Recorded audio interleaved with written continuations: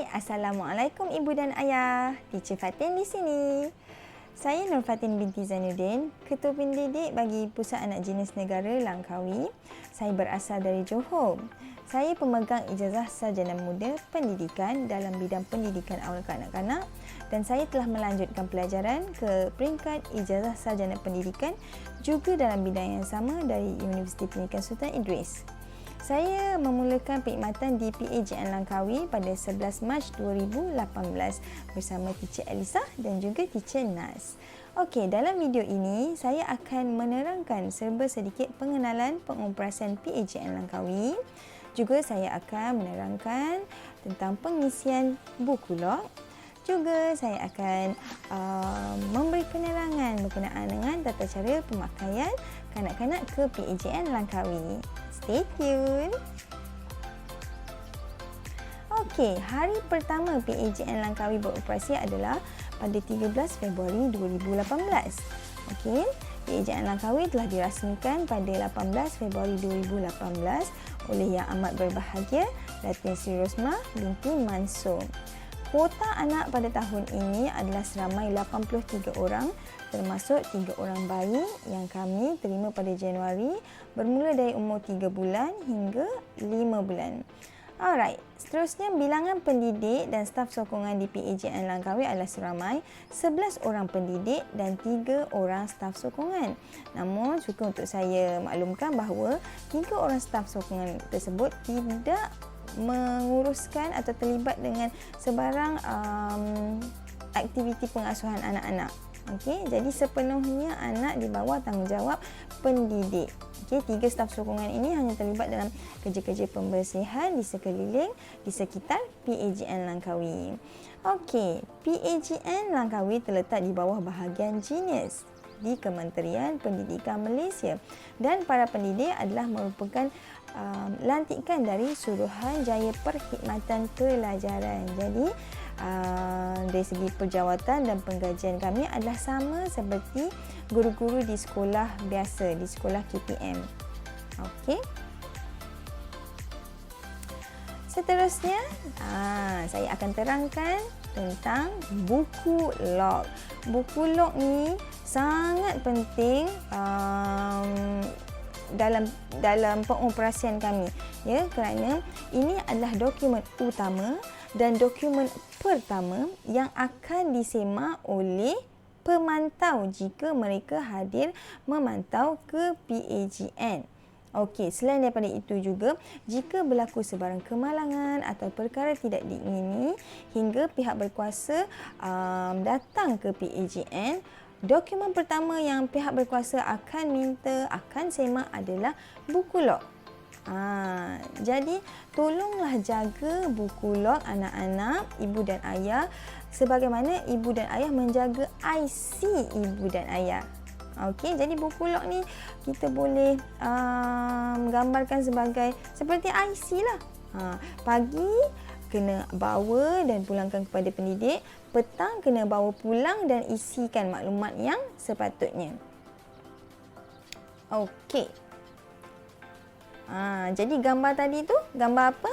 Buku log. Yes, very good. Semua kenal kan? Okey. Jadi, tata cara yang pertama, tata cara pengisian yang pertama. Setiap hari sebelum hantar anak, ibu, ayah atau penjaga silalah isikan tarikh, masa, siapa yang menghantar, sudah mandi ke belum, tidur nyenyak ke tidak, dan kuantiti alatan seperti yang saya bolkan di sini. Okey, telah dijelaskan, telah dinyatakan di situ bahawa itu perlu diisi oleh ibu, ayah atau penjaga. Jika pendidik ada bantu untuk tuliskan waktu kehadiran, itu adalah atas ihsan pendidik sendiri. Tapi sebenarnya ibu dan ayah yang perlu tulis sendiri, dan kami dah sediakan rak di luar serta pen untuk memudahkan ibu dan ayah untuk mengisi sebelum menghantar anak. Okey. Yang kedua, di bahagian catatan ibu bapa. Okey. Pendidik telah meluangkan masa setiap hari semasa waktu rehat untuk mengisikan ruangan catatan pendidik. Jadi saya harap ibu dan ayah juga dapat meluangkan sedikit masa untuk membalas semua catatan yang telah pendidik catatkan. Okey, kami agak kecewa jika kami telah meletakkan usaha kami untuk menulis semasa waktu rehat kami dan bila buku kembali kepada kami, buku kosong, catatan kosong. So agak mengecewakan bagi kami jika perkara tersebut berlaku. Tapi saya tahu ibu bapa di PAJN Langkawi semua hebat-hebat. Semua rajin tulis bahagian catatan ibu bapa ni, kan? Okey. So setiap hari, setiap hari sila pastikan bahagian ruangan catatan ibu bapa ni diisi selepas mengambil anak. Ada juga ibu yang ambil inisiatif untuk baca terus semasa ambil anak dan terus reply di ruang rak buku kami. Tiada masalah. Yang penting ada baca, ada balas dan pulangkan kembali kepada kami. Okey? Alright. Yang ketiga, tarikh dan tanda tangan. Okey. Di setiap hujung minggu, silalah turunkan tanda tangan dan juga tarikh. Tarikh ni kalau terlewat tak apa. Kita tak ada masalah. Tapi jangan pula terawal daripada hari Khamis tu punya tarikh. Masalah juga tu. Okey. So, mintalah kerjasama semua untuk isikan tarikh dan tanda tangan ini. Okey. Okey.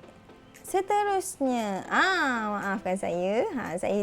Saya kongsikan contoh buku log yang penuh berisi dengan catatan ibu bapa dan catatan pendidik.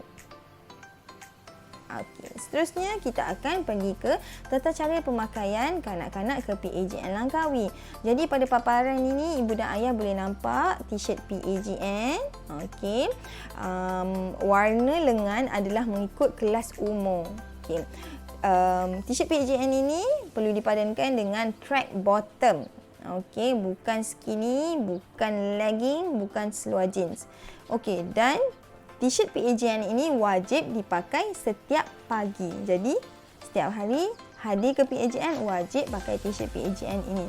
Jika masih belum terima lagi t-shirt PAJN atau baru mendaftar, bolehlah cari baju yang berwarna merah kosong ataupun bercorak. Tiada masalah. Okey, ini berkenaan dengan seluar jeans dan legging. Kami memang tidak membenarkan ibu dan ayah untuk membekalkan seluar yang bermaterial sebegini. Okey. Kenapa? Kerana seluar jeans materialnya keras dan kesat. Apabila anak-anak ingin belajar untuk menyarungkan seluar dan membuka seluar, agak sukar bagi anak-anak untuk melakukan kemahiran tersebut dengan selesa.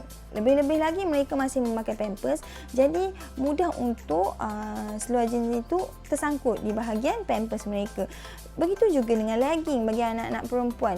Comel kan bila anak-anak perempuan ni pakai legging warna striking, ada corak, ada bunga-bunga, tetapi menyukarkan apabila anak-anak ini ingin menterbalikkan semula seluar itu apabila seluar telah dibukakan.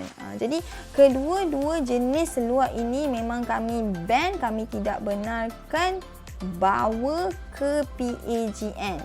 Okey. Seterusnya tentang tata rias rambut. Cantik kan? Cantik kan? Dandanan rambut sebegini. Okey.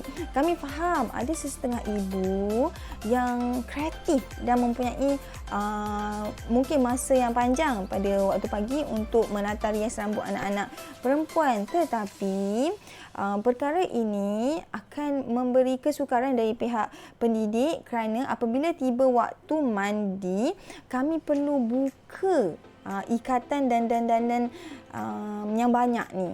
Okay, rambut anak-anak kan halus, jadinya sebolehnya kami tak naklah potong, takut terpotong sekali rambut anak-anak. Dan jika semasa anak yang hadir tu ramai, so perkara-perkara sebegini akan mengganggu sedikitlah perjalanan rutin mandi itu. Jadi saya harap ibu-ibu setiap pagi cukuplah dengan mengikat satu sahaja atau ponytail rambut anak-anak. Okey? Alright. Yes, it's a big no. Okey. Okey. Jadi itu sahajalah penerangan Teacher Fatin dalam video ini. Saya harap ibu dan ayah jelas tentang 3 perkara yang telah saya terangkan tadi. Selepas ini jangan lupa untuk jawab soalan-soalan kuis yang telah saya sediakan. Good luck!